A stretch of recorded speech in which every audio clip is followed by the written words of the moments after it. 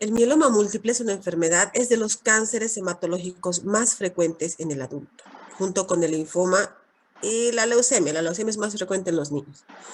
Pero el mieloma realmente es ya pan de cada día en un hospital oncohematológico, ¿ya? Es una enfermedad de la gente viejita. Es muy casi imposible que diagnostiquemos un mieloma en una persona menor, mira, de 40, 30 años y hay que dudar, ¿no? Porque es una enfermedad que es patrimonio de los 80, 70, 60 años. Es una enfermedad de la persona adulta, ¿no? Pero sí tenemos casos. De hecho, hemos trasplantado 2 pacientes de 42, 43 años, o sea que sí existe, creo que cada vez más, ¿no? Tenemos esta frecuencia en edad más joven, pero realmente una enfermedad de niño no es, una enfermedad de adolescente no es una enfermedad del adulto, ¿ya? Y adulto mayor en general. Y les digo que hay que tener mucho cuidado porque esta enfermedad es poco conocida. Entonces, a veces por sus síntomas y signos, pasa mucho tiempo en otras especialidades que no son hematología, porque no se dan cuenta que tienen que referir a hematología, ¿no es cierto? Entonces, ahora vamos a ver por qué. ¿Qué es lo que tiene esta enfermedad? Es un poco compleja desde el punto de vista celular, molecular, de estudio como tal. Se toman muchos parámetros para ver su diagnóstico preciso, exacto, con todos sus parámetros, pero bueno, vamos a tratar de ver un poquito el contexto general para no olvidarnos cómo la tenemos que diagnosticar y cuándo la tenemos que sospechar, ¿ya? Bueno, otra vez recordar la hematopoiesis, que es fundamental. Esto es, pues, nuestra casa, ¿no es cierto?, de los hematólogos. Aquí radican todas las enfermedades. A ver, veremos dónde radica, pues, el mieloma múltiple. Hemos dicho que aquí arriba, todo lo que es médula, la maduración medular, todo lo que afecte, un cáncer que afecte en la médula va a ser una leucemia, ¿verdad? Aguda. Si es leucemia a este lado, será leucemia linfoide aguda. Si es leucemia de este lado, será leucemia mieloide aguda en todas sus variedades. Si afecta más abajito en la serie mieloide, cuando ya son maduros, podrá ser una policitemia vera, una leucemia mieloide crónica o una trombocitosis esencial. Dependiendo a qué línea esté afectando, será el síndrome mieloproliferativo que produzca. En la línea linfoide se afecta al linfocito ya maduro, cuando está en el ganglio o entrando al ganglio o saliendo del ganglio, va a ser una variedad de linfoma, ¿verdad? Y cuando afecta, aquí, ya a la última parte de la maduración del linfocito, al linfocito más capo, al que ya se ha convertido en el top linfocito PhD que existe, que es la célula plasmática, productora de inmunoglobulina G, globulina M, globulina A, productora de anticuerpos. Entonces la enfermedad se llamará mieloma múltiple. Pero no viene solita el mieloma múltiple, tiene una gama de enfermedades. Vamos a ver cuáles. Esta gama de enfermedades se llama, el capítulo en el libro se llama gamapatías monoclonales, ¿no es cierto? Cuando hablamos de monoclonal, chicos, entonces es una clona, dice. Si es una clona, eso es cáncer, ¿me entiende? Porque una clona significa que es un clon de lo mismo, ¿verdad? Y en el cáncer se caracteriza por proliferación de una misma célula sin ningún motivo, sin ton ni son, y una célula enferma, ¿verdad? Entonces, cuando hablamos de clonal, siempre nos vamos a referir a cáncer, ¿no es cierto? Y en este caso, es una gamapatía porque afecta a la célula productora de inmunoglobulinas. Entonces, una gamapatía monoclonal, ¿ya? Situaciones en las que aparece una inmunoglobulina monoclonal en el suero o en la orina como resultado de una expansión de un clon de células plasmáticas. O sea, algo pasa en la médula ósea y la que es afectada es la célula plasmática, y lo normal que tenemos de células plasmáticas en la médula ósea es no más del 5%. Y en vez de tener 5% de células plasmáticas, tenemos 80%, 100% podemos tener. Entonces se expande la célula plasmática de una manera cancerosa, anormal, y produce obviamente inmunoglobulinas anormales y patológicas, ¿ya? Bien, entonces, el mieloma múltiple clásicamente afecta a los huesos, ¿no es cierto? Por eso decimos, ay, tiene enfermedad de los huesos, pero no nace en los huesos, chicos. El mieloma múltiple nace en la médula ósea, en el estroma medular, en el sistema hematológico, ¿ya? Por eso a veces se confunde mucho el mieloma con enfermedades óseas, desde osteoporosis, hernias de disco. Entonces, a veces pasan mucho tiempo en el traumatólogo sin darnos cuenta que lo que está mal y lo que está afectado es el sistema hematológico. Bien, esto solamente para un pantallazo porque no vamos a repasar todas estas entidades, son un montón. Pero básicamente las entidades que están dentro de las gamapatías monoclonales, o sea, proliferaciones clonales de las células B en los últimos estadios madurativos, células plasmáticas, pueden ser mieloma múltiple, que ya es totalmente maligno, ¿no? Mieloma múltiple, macroglobulinemia de Waldenström, que básicamente es la proliferación de una inmunoglobulina M anormal. La amiloidosis, que es una enfermedad en la que también están enfermas las células plasmáticas y hay una producción anormal de una proteína normal amiloide que va a producir daño fatal, sobre todo del corazón, del riñón o de cualquier órgano. Entonces, básicamente su característica es la producción de esta proteína anormal, pero que se va a ubicar en otros órganos. Esa es la amiloidosis. Por suerte muy infrecuente, pero bien compleja de tratar. Justo ahora tenemos un caso que están mandando de Santa Cruz. Alguien está con el micrófono abierto, chicos. Justo estamos con un caso re complicado de amiloidosis que están mandando de Santa Cruz, que cuando afecta al corazón es de muy mal pronóstico, es mortal a corto plazo y muy poco se puede hacer, se hace trasplante también, pero con resultados un poquito negativos, ¿no es cierto? O sea, no muy buenos. Y después tenemos un pasito antes de la mieloma múltiple, se está por convertir en mieloma múltiple, digamos así. Conocemos a la gamapatía monoclonal de significado incierto, MGAS le llamamos, que es cuando no tiene lo suficientes células plasmáticas para llamarlo mieloma, pero sabemos que va a desarrollar un mieloma. Bueno, imagínense, nos cuesta diagnosticar un mieloma. Todas estas, pues, es medio chino aquí en Bolivia. Es bien complicado poder hacer un protocolo y poder darnos cuenta a tiempo. Todos los mielomas llegan en una enfermedad florida. No logramos hacer una detección temprana, ¿ya? Bien, entonces nos vamos a abocar al mieloma porque no vamos es bastante amplio y no vamos a alcanzar con todos. Bueno, el mieloma, si bien representa 1% de todas las neoplasias, es de los tumores hematológicos más o menos el 10%, ¿no es cierto? Pero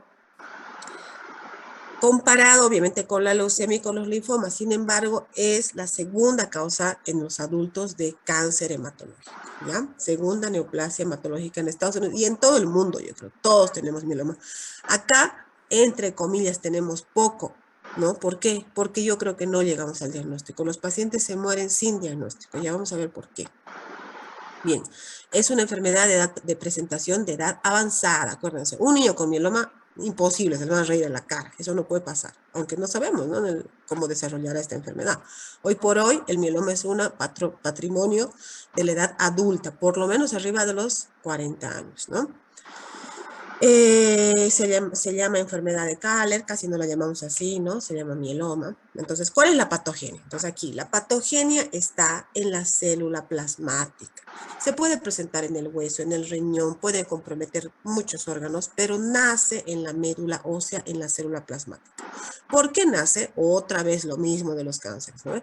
¿Por qué tengo cáncer? Bueno, no se sabe las razones, pero sí aquí se puede identificar claramente que hay translocaciones de los genes de las inmunoglobulinas, ¿ya? Porque hay inestabilidad cariotípica y mutaciones somáticas. Bueno, este es el común denominador de muchos cánceres. Lo que pasa es que en algunos está más identificado que en otros. Acá sí se sabe que existe una mutación puntual de los genes de la inmunoglobulina, ¿no? Y eso hace que se transforme en una célula tumoral. Bien, hay interacción entre la célula plasmática y el estroma medular, al cual se adhieren. La adhesión favorece la producción de citoquinas, que ponen en marcha mecanismos de proliferación celular y antiapoptosis. Bueno, esto parece de memoria, pero lo que siempre hay en un cáncer es proliferación celular y antiapoptosis, ¿verdad? El cuerpo normalmente tiene apoptosis. Cuando ese mecanismo falla, pucha, ahí empiezan todos los problemas, porque células que no deberían existir están existiendo y se están proliferando, ¿ya? Esto favorece la activación de los factores de activación osteoclástica, o sea, esto favorece la activación osteoclástica. Ah, quiere decir que en estos tumores hay lisis del hueso, ¿no es cierto? Hay osteolisis, hay lesiones del hueso porque hay activación osteoclástica. Eso explica gran parte de la sintomatología, responsable de las lesiones óseas, ¿ya? Otra vez vemos aquí que sale el linfocito y es aquí en la célula plasmática donde va a tener la enfermedad y se va a llamar mieloma múltiple, ¿ya? ¿Qué va a haber?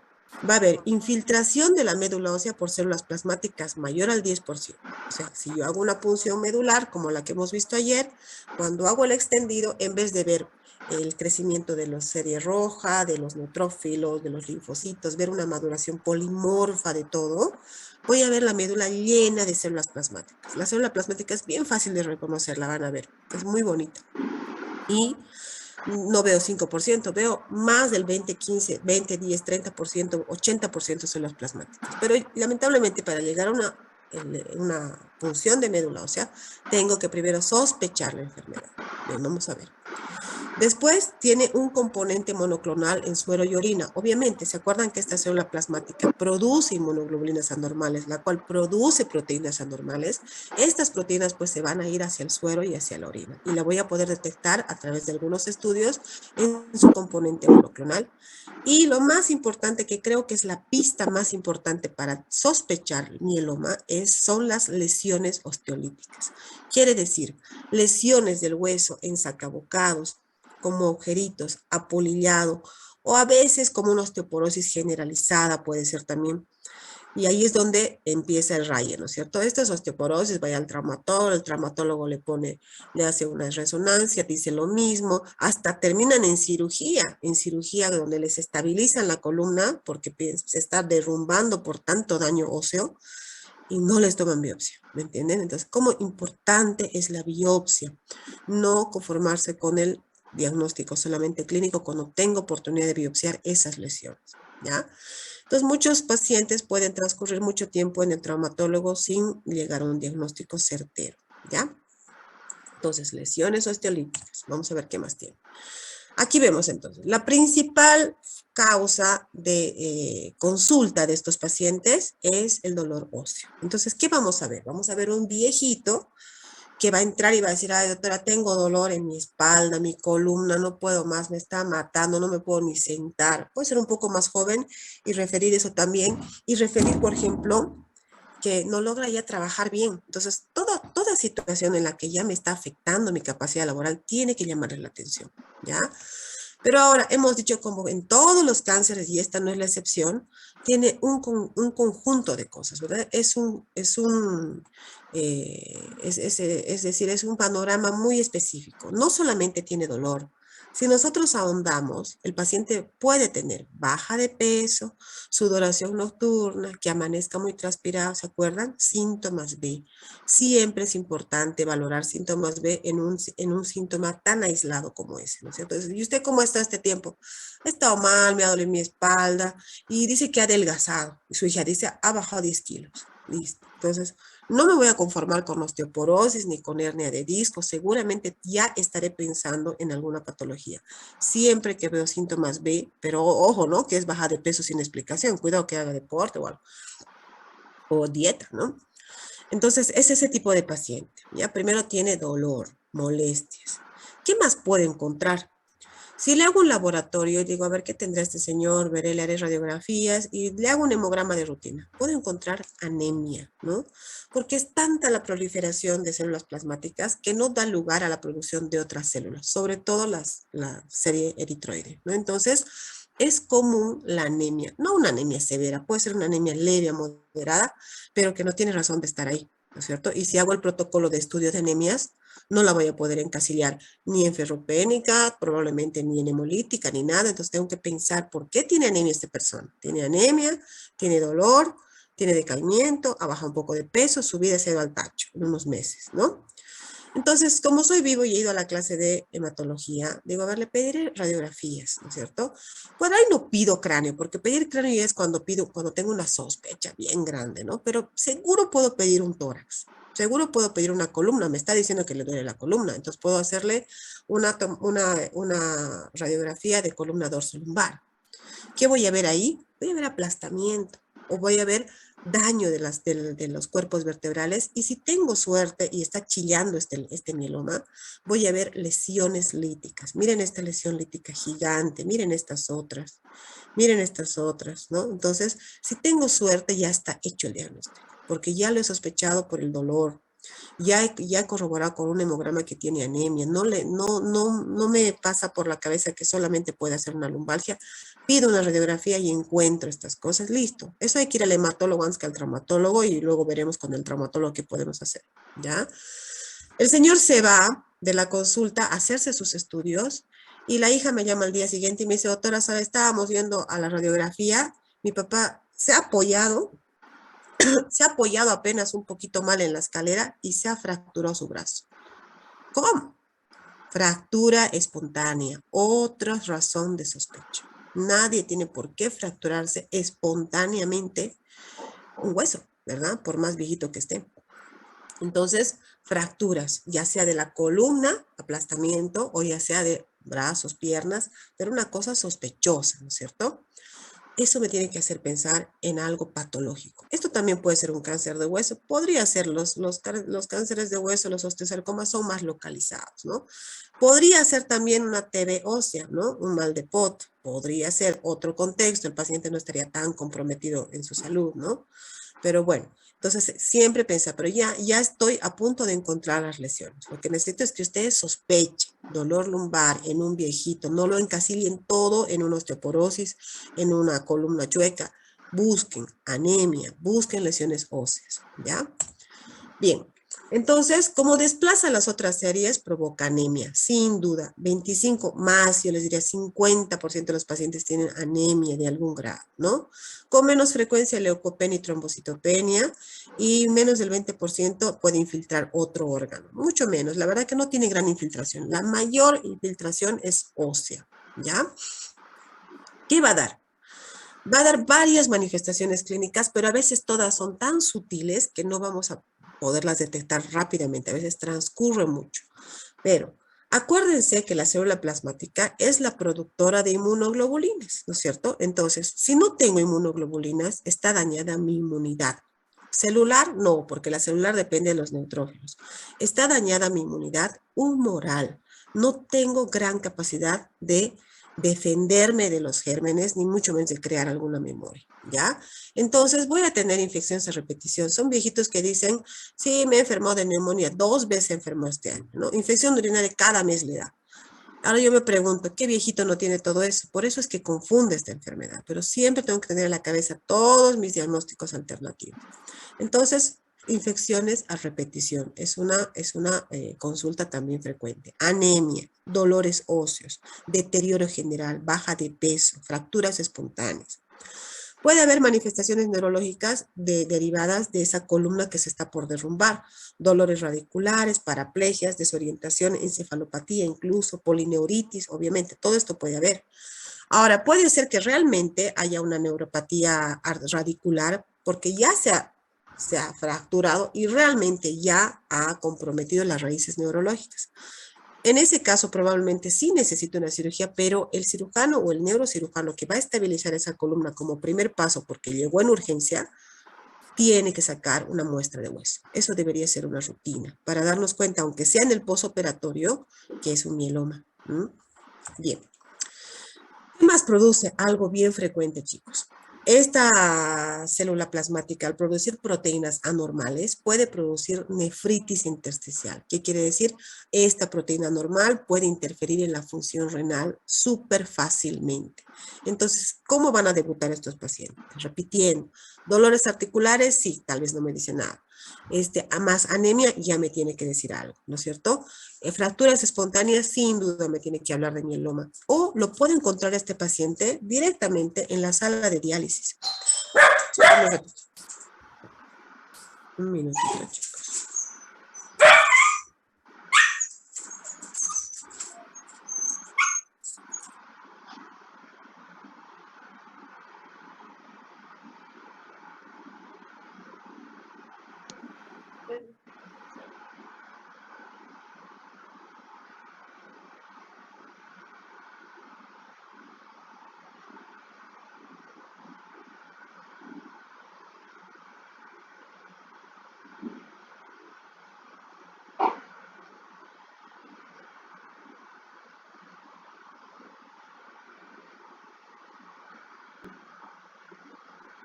Ya.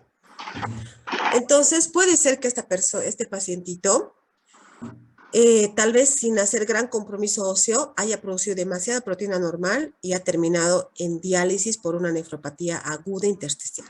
Pero los nefrólogos están mucho más habituados a diagnosticar mieloma, o sea, están más prestos a sospecharlo y a pedir estudios de extensión como los que vamos a ver ahora. Pero los traumatólogos no tanto, ¿eh?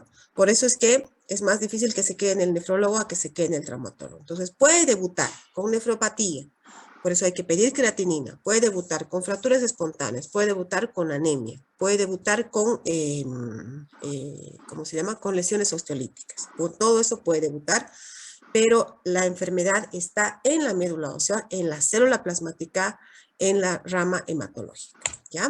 Bien. ¿Qué más? ¿Qué va a haber? Síntomas generales, cansancio, debilidad. Puede haber también epistaxis, sangrado digestivo. ¿Por qué va a haber esto? Porque esta sustancia, finalmente amiloide, esta sustancia proteínica anormal, va a interferir en la hemostasia. Entonces, estos pacientes pueden tener dos cosas. O tienen trombosis o tienen hemorragias. Eso también puede pasar, ¿no? Todo por el aumento de la densidad puede tener diplopia, alteraciones de la pérdida de la visión, cefalea, vértigo, nistagmo. Realmente puede tener una gama importante de síntomas. Por eso confunde tanto y por eso a veces no la pensamos y la clasificamos como otra enfermedad. Bien, vamos a pasar esto. Al examen clínico, bueno, ¿qué vamos a hacer al examen físico? Vamos a corroborar la molestia que tiene, de dónde viene el dolor, para poder hacer las imágenes respectivas, ¿no es cierto? Vamos a encontrar un paciente pálido con la anemia, un paciente deteriorado con baja de peso seguramente. Rápidamente pedimos un laboratorio que siempre va a llevar un hemograma y el hemograma nos va a mostrar anemia, ¿no es cierto?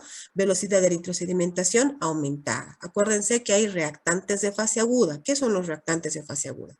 Laboratorios que siempre nos van a avisar sobre un evento agudo, muy sensibles, poco específicos. Tenemos muchísimos que a veces nos hacen confundir con otras enfermedades. El más común es la velocidad de sedimentación, que nos avisa de procesos inflamatorios agudos, de algo que está pasando en ese momento. Proteína C reactiva, ferritina, ¿se acuerdan que hemos hablado de la ferritina? De dímeros también, y muchos otros que nos van a avisar sobre una condición aguda de inflamación, ¿no es cierto? Obviamente hay que pedir urea y creatinina, porque como se acompaña con daño renal, pues puedo encontrar ya una creatinina elevada, ¿no es cierto? Hay que pedir calcio. El calcio va a estar elevado en la sangre. ¿Por qué? Porque va a salir del hueso. Se va a salir del hueso, se está descalcificando, está con lesiones osteolíticas y el calcio y el fosfato van a estar elevados en la sangre periférica. Entonces hay que pedir un calcio sérico e iónico, ¿no es cierto? Y este estudio que es tal vez el más importante para ustedes y para nosotros que estamos en la primera línea y que tratamos de descartar rápidamente o lo más rápidamente un mieloma y que no necesitamos tal vez ir hasta hacer una médula ósea para ya darnos cuenta que es un mieloma múltiple, podemos pedir unos proteinograma por electroforesis, es decir, un estudio de las proteínas pero en sangre. ¿No es cierto? Es un estudio que existe, no es muy común, lo pedimos muy pocos, es muy específico, pero por suerte lo podemos hacer en Cochabamba y eso es una gran ventaja, ¿no es cierto? Entonces, si nosotros ya hemos visto a este viejito con dolores óseos, ya hemos comprobado que tiene lesiones líticas, hemos visto la anemia, su creatina está medio, se está por fracturar, está re mal, ha bajado de peso, pálido, un contexto de cáncer, y yo sigo pensando tal vez puede ser una hernia de disco, una osteoporosis, está bien, pero tengo que descartar un mieloma múltiple. No soy hematólogo, no le puedo hacer una médula, perfecto. Pidan un proteinograma por electroforesis y pidan una proteinuria de 24 horas. Entonces, en orina las proteínas van a estar elevadas y en el proteinograma por electroforesis las proteínas anormales van a estar elevadas. Vamos a ver cómo. También podemos pedir un estudio mucho más específico, que es la cuantificación de inmunoglobulinas. Acuérdense que sube una inmunoglobulina anormal, va a elevarse. Podemos detectar fracciones pequeñas de las inmunoglobulinas en una inmunofijación en plasma y orina. No lo tenemos aquí en Bolivia, lamentablemente. Y este estudio que sí ya ustedes ya lo están conociendo, que se llama beta-2 microglobulina, una determinación en sangre que nos habla mucho de enfermedades hematológicas y nos muestra mucho la actividad de las enfermedades hematológicas. Nos ha servido en el linfoma, como vimos, y nos sirve mucho más en el mieloma. Es muy indicadora de mieloma y en general de enfermedades inmunológicas. Hay que pedirlo también, ¿no es cierto? Y finalmente, ya cuando estoy totalmente orientada hacia un mieloma múltiple, el diagnóstico, como en todos los cánceres, lo hace la biopsia, ¿no es cierto? Y en este caso, la biopsia va a ser directamente de médula ósea, porque es el lugar donde está afectado, ¿no es cierto? Obviamente, si van a entrar a una cirugía para fijar la columna, si han decidido entrar a sacar una parte de la lesión del hueso, donde han visto osteolisis porque piensan que es una tuberculosis, lo que sea, si han sacado una biopsia de ahí, también me sirve, pero si no, si todavía estoy en la etapa de evaluación, es 1000 veces mejor hacer una punción de médula ósea y descubrir ahí que las células plasmáticas están muy por encima de lo normal. En este caso, en el mieloma múltiple, el rol de la citogenética es muy definido. Se sabe que hay translocaciones de buen y de mal pronóstico, entonces sí debemos hacer citogenética. De alguna manera hay que solicitarlo. Acá se nos hace siempre muy difícil. Pedimos cariotipo convencional a La Paz y cuando queremos alguna translocación muy puntual que nos va a marcar realmente el pronóstico, pedimos FISH, que ya lo tenemos acá, o PCR, ¿no es cierto? Pero sí en esta enfermedad, más que en el linfoma tal vez, tengo que hacer un esfuerzo por conseguir mínimamente un cariotipo porque me va a orientar mucho el tratamiento. Y obviamente hago un estudio radiográfico, si es posible, un scan total. ¿Han visto cráneo? Ahí voy a ver lesiones osteolíticas, columna, pelvis y tórax, ¿no es cierto? Donde voy a ver, voy a tener un panorama si realmente estas lesiones osteolíticas se expanden por todo el cuerpo, ¿ya? ¿Cuál es este estudio importante?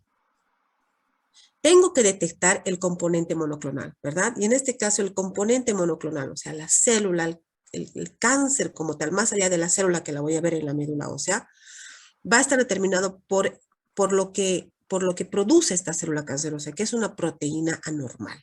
Entonces, este estudio que se llama electroforesis de proteínas que se hace en sangre es un estudio muy importante, chicos. Yo sé que por ahí lo están escuchando por primera vez, pero se hace en sangre y es muy sencillo de pedirlo y de hacerlo. ¿Qué hace esta electroforesis de proteínas? ¿Cómo se llama? La base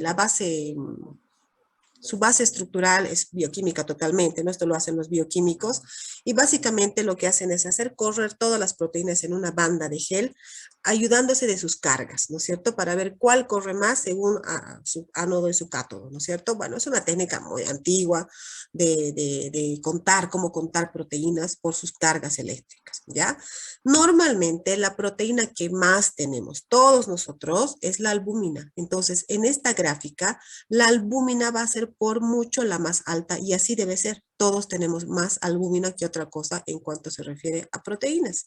Y todas las otras inmunoglobulinas, alfa, beta, gamma, están en una menor medida y en una relación bastante regular. ¿Qué quiere decir esto? Esto nos va a tirar una gráfica donde vamos a ver que la albúmina es la que más ha corrido, la que más ha marcado, digamos, y eso denota su gran cantidad, ¿no es cierto?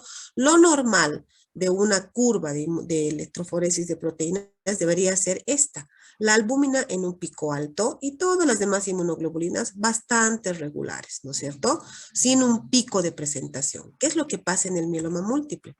Existe un pico monoclonal, le llamamos nosotros. Esto no demuestra clonalidad, ¿eh? Es un estudio de suero, pero ya sabemos, más todos los síntomas que tenemos y toda la sospecha, que esto prácticamente nos comprueba que este paciente, o este de acá, que nos comprueba que este paciente tiene una proteína anormal circulando. Entonces, cuando vemos una gráfica donde el pico máximo es la albúmina y el otro, y existe otro pico máximo a la par, ya sabemos que existe producción anormal de una proteína, ¿no es cierto? Por ende, la sospecha de mieloma es realmente altísima. Prácticamente le podemos poner ya una firma. ¿Pero qué necesitamos? La biopsia otra vez. Entonces, ahí sí, ya con todo esto, les aseguro que un hematólogo les va a agradecer que ya con todo realmente estudiado pueda ir directo al hematólogo y poder funcionar y comenzar un tratamiento, ¿no es cierto?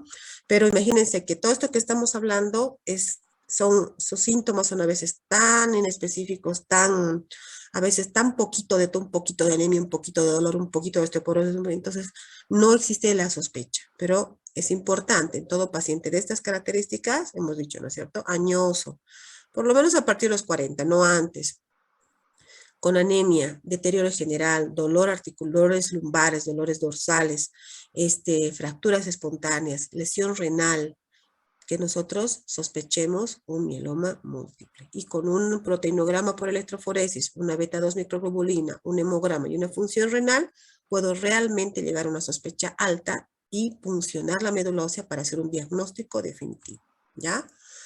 Bien, hay un signo muy interesante. Acuérdense que esta proteína normal es pegajosa, como para que se la imaginen, ¿no es cierto? Un amiloide pegajoso, y va a producir una viscosidad dentro de la sangre. Entonces, una cosa que suelen ver cuando el mieloma está realmente activo, se puede ver estas formaciones en pilas de moneda en el hemograma, en un frotis simple de hemograma, además de ver los neutrófilos, todo, las bioquímicas nos informan, esto se llama rouleau, o se llama glóbulos rojos en pila de monedas. Miren cómo está ahí. Y esto es típico del mieloma. Entonces, un buen bioquímico que ha estudiado hematología lo va a informar y te va a hacer dar cuenta de que puede tratarse de un mieloma. Bien, entonces esto no vamos a pasar porque esto es algo muy definido cuando no encontramos este pico gigante de proteínas. Tenemos que buscar de una manera más pequeña en otros estudios. Inmunofijación, estudio de cadenas libres de inmunoglobulinas, que esta vez lo vamos a pasar. ¿A dónde me quiero ir principalmente? Aquí. Los signos clínicos y biológicos que pueden derivarse de la existencia de este componente monoclonal entonces son aumento de la velocidad de eritrosedimentación, aparición de pilas de monedas, insuficiencia renal, ¿no es cierto?, por la eliminación de estas proteínas anormales, infecciones por hipogamaglobulinemia, no tiene globulinas buenas, son todas anormales, entonces es un paciente con infecciones a repetición. Características son las lesiones osteoclásticas, osteolíticas, ¿no es cierto?, típicas. Lamentablemente no todos los mielomas lo tienen, pero no por eso hay que descartarlo, ¿no? Hay que ir juntando los elementos para diagnosticar. Puede haber una osteoporosis generalizada, también a veces como presentación, y osteolisis, que es lo más común, imágenes en sacabocados. El calcio se eleva, ¿por qué? Porque sale del hueso, ¿no es cierto? Se va a la sangre, ¿no? Y los dolores óseos incapacitantes. Entonces, imagínense, esto ya nos da para sospechar. Esto lo vamos a encontrar. Seguro que se van a topar con algún mieloma. Bien, ¿cómo lo vamos a diagnosticar finalmente? ¿Dónde está?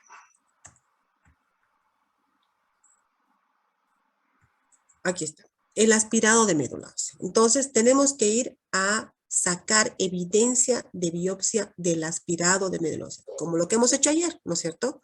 Se entra, se hace un aspirado y se manda una biopsia. Siempre las dos cosas en conjunto. ¿Qué vamos a encontrar? Células plasmáticas aumentadas en número. 5% es lo normal. De 100 células que cuento en médula ósea, 5 pueden ser plasmáticas o menos, no más que eso. Entonces ya me da una pista cuando vemos, miren la célula plasmática como es súper fácil de encontrar. Es una célula grande con un núcleo que está excéntrico y tiene este halo blanquecino perinúcleo. Miren ahí, un halo blanquecino perinúcleo. Entonces es muy diferente al resto. Bueno, no es fácil. Yo sé que ver por primera vez las células todas te parecen lo mismo, pero ya cuando uno ve más y trata de ver la hematopoiesis y los detalles de cada célula, esta célula es muy diferente a todas. Y se puede ver el aumento, mire, ¿no? Lleno de células plasmáticas, le llamamos, es como un huevo, ¿no es cierto? Una pollerita también le llamábamos. Entonces, cuando encontramos más del 5%, ya básicamente le ponemos la firma de mieloma y lo hacemos identificar bien con inmunohistoquímica. Que identifiquen bien la célula, que le pongan el antígeno, que le pongan el anticuerpo y que digamos que sí, realmente es una célula plasmática. Ese es el trabajo del patólogo. Pues miren ahí cómo está aumentada la célula plasmática. Acuérdense que la ley en hematología es el polimorfismo. Cuando vemos monomorfismo, ya eso nos tiene que sonar mal, ¿no? Aquí incluso vemos una mitosis, miren, aquí está, se está dividiendo, ¿no? Bien, entonces vemos eso y ya está. Entonces, ¿cuáles son los criterios ¿dónde está? Aquí está, perdón, aquí está. Esta es la biopsia ósea, donde vamos a ver lo mismo. Miren el infiltrado terrible de células plasmáticas. Esto lo va a ver el patólogo, pero el patólogo además me va a marcar el antígeno, que es el CD138 para células plasmáticas. Así como se acuerdan que era el CD20 para linfocitos B, este es el CD138 para células plasmáticas y unos cuantos más que me van a mostrar un poquito mejor el panorama. Miren esa infiltración terrible. Entonces, un diagnóstico patológico. Esto es el inmunofenotipo o inmunohistoquímica. Marcamos todos estos antígenos en esas células para comprobar que realmente sean no solo plasmáticas, sino patológicas, ¿no? Clonales. Este es un diagrama. Este es un la determinación del inmunofenotipo puede hacerse en tejido, que se llama inmunistoquímica, o puede hacerse en el líquido que yo saco en el aspirado, en un citómetro, ¿no? Lo mismo hacemos un diagrama y vemos qué marcan esas células, pero en una gráfica, ¿no? Ya no en un tejido como tal. Bien. Ahí está, bueno, todas las alteraciones citogenéticas son importantes en este caso de diagnosticar. Hay translocaciones de pronóstico más favorable como estas, y hay pronóstico muy desfavorable como de lesiones, del 3, translocaciones puntuales que le van a dar al paciente un mal pronóstico, ¿no? Este es el FISH, ¿se acuerdan que es una forma también de diagnosticar translocaciones? Y ya mucho más específica y más gráfica y más, digamos, con más tecnología, ¿no es cierto? Pero también más específicas y más infalibles, y donde podemos identificar alteraciones cromosómicas, ¿no es cierto? ¿Cuál es el rol de la imagen? Bueno, el rol de la imagen podemos hacer desde una simple radiografía hasta una tomografía. Sin embargo, acuérdense que el diagnóstico tiene que ser por punción de médula ósea, aspirado con conteo de células plasmáticas y biopsia con inmunistoquímica o bien inmunofenotipo por citometría de flujo, ¿ya? También existe una clasificación, al igual que el linfoma. La clasificación en el mieloma está en función de la cantidad de proteína que hemos encontrado. Esta es la clasificación más antigua, se llama de Dury-Salmón, donde nos va a decir que el estadio 1 va a ser cuando presenta la hemoglobina mayor a 10, o sea, no tanta anemia. La proteína anormal que vamos a encontrar en orina va a ser menor a 5 gramos en el caso de la IgG o la IgA menor a 3, el calcio aumentado, las proteínas en orina menor a 4 gramos, ¿no es cierto? Esto es en sangre, perdón. Y las proteínas en orina menor a 4 gramos en orina de 24 horas y ninguna o una sola lesión osteolítica.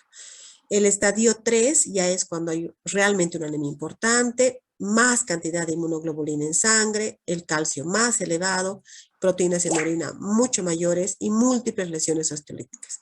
Y un estadio 2 va a ser algo intermedio que no cumple ni este, ¿no? Se le pone el denominativo 1A o 1B dependiendo su función renal. Si tiene mala función renal, es un estadio 1A, 1B, digo 1B, 2B, 3B, ¿no es cierto? El B implica deterioro renal. Existe otra clasificación un poquito más sencilla desde el advenimiento de la beta-2 microglobulina, mucho que este marcador de sangre, muy útil.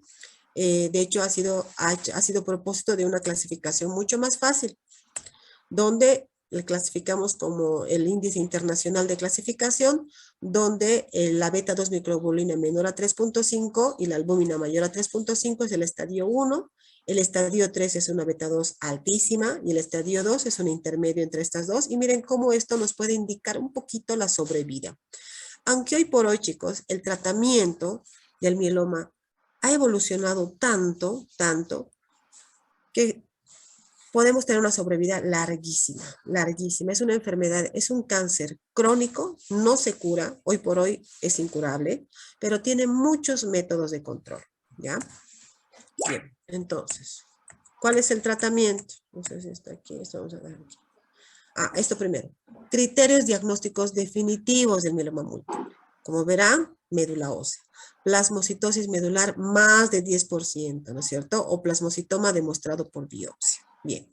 Componente M mayor a 3.5 gramos por litro o cadenas ligeras mayor a 1 gramo. O sea, componente M, presencia de células plasmáticas en el rango de mayor a 10% y alguna disfunción orgánica, ya sea hipercalcemia, insuficiencia renal, anemia o lesiones osteolíticas. Así de simple y de complejo es el diagnóstico de un mieloma múltiple.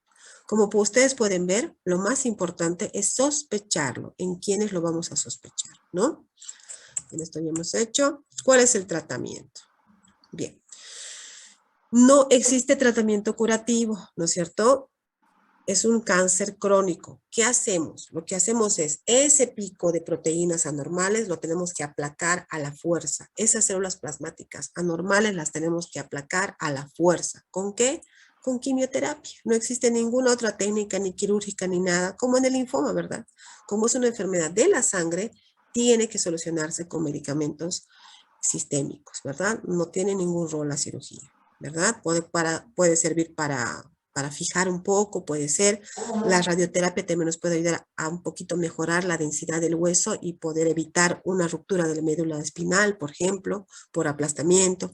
Pero la curación, bueno, no, el control se hace a través de drogas quimioterápicas. Y aquí hay un avance increíble de la medicina. Cada año se aprueban nuevas drogas, una más cara que otra, una más tecnológicamente más noble que otra, pero lo que se trata es de aplacar esas células plasmáticas y lograr que el paciente entre en una remisión, ojalá lo más larga posible, y cuando vuelva a salir, se la vuelve a aplacar, ¿ya? Se separan a los pacientes en dos grupos. ¿Por qué? Porque se ha demostrado en esta enfermedad que el trasplante de médula ósea autólogo, de lo cual vamos a hablar mañana, es un pilar fundamental en el tratamiento. De hecho, se lo hace en primera remisión. ¿Se acuerdan? Primera línea, primera remisión. No espero a que recaiga. Directo le hago un trasplante de médula ósea. Mañana lo vamos a ver. Entonces, es importante al inicio del tratamiento saber quiénes son candidatos a trasplante y quiénes no. Básicamente se divide en la edad, ¿no es cierto? Los pacientes menores a 65 son candidatos a trasplante. Hoy por hoy se considera candidato a trasplante autólogo a un paciente hasta menor de 70, 75 años. De hecho, hemos trasplantado a un paciente de 74, me parece, hace poco.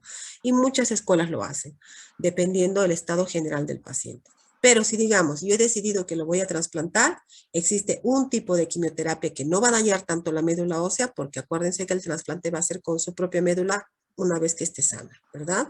Altas dosis de quimioterapia más trasplante autólogo de médula ósea. Si hoy he decidido que no lo voy a trasplantar, utilizo otro tipo de quimioterapia basado en melfalán, que es una droga que daña mucho la médula, pero que controla muy bien el mieloma.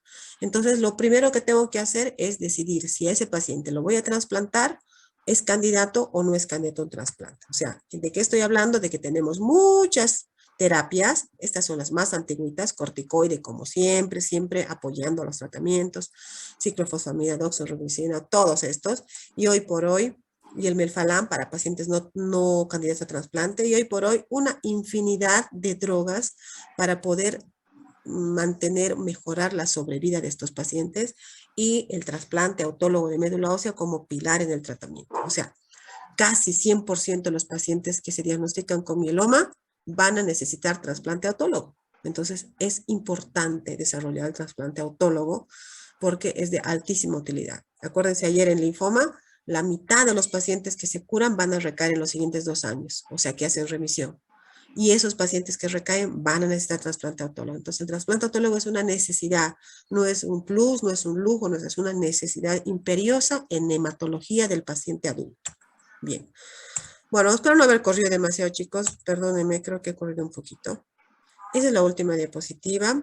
Lo que me interesa en este tema, más allá de que dominen el tratamiento y qué sé yo, es que puedan darse cuenta de los síntomas de inicio de estos pacientes, ¿no es cierto? Que no se les escape un mieloma. Entonces, es fácil que se escape porque los síntomas más importantes son muy generales, ¿no? Dolor óseo. ¿Qué viejito no tiene dolor óseo? No se queja de la columna. ¿Qué más tiene? Un poco de anemia. También algo muy en específico. Cansancio, baja de peso. Creo que eso es lo que más debe llamar la atención. Pero le hago un hemograma y tengo anemia. ¿De dónde tengo anemia? Investigaré, por lo menos, ¿no? Si tiene una pérdida, ¿qué es lo que está pasando? Fallo renal, creatinina un poco elevada. Orina, proteínas en orina. Ya tengo la sospecha bastante bien fijada. Le hago una radiografía, veo lesiones osteolíticas. Bueno, sí hay que llevar al traumatólogo, sí, por ahí nos ayuda a solucionar algo. Pero lo más importante es pedir estudios un poco más específicos o derivar al hematólogo. ¿Qué le va a pedir el hematólogo? Proteinograma por electroforesis para ver este pico de esta proteína normal, albúmina, y el otro pico, ¿verdad? Un cuernito, eso es bien típico. Le va a pedir proteínas en orina, beta-2 microglobulina, y cuando la sospecha esté totalmente instaurada, punción de médula ósea con más del 10% de células plasmáticas, ¿verdad? Y está hecho el diagnóstico. El tratamiento implica muchas líneas de tratamiento, muchas posibilidades, todas ellas son quimioterapia o drogas mucho más nobles, como las vamos a ver mañana que veamos el mieloma. En realidad el trasplante basado al mieloma y al linfoma, pero creo que su rol hasta ahí como médicos generales que van a hacer es poderla sospechar y que no se les pase en un traumatólogo toda la vida hasta que se muera de osteoporosis. Y no era osteoporosis. Muy bien. ¿Alguna pregunta?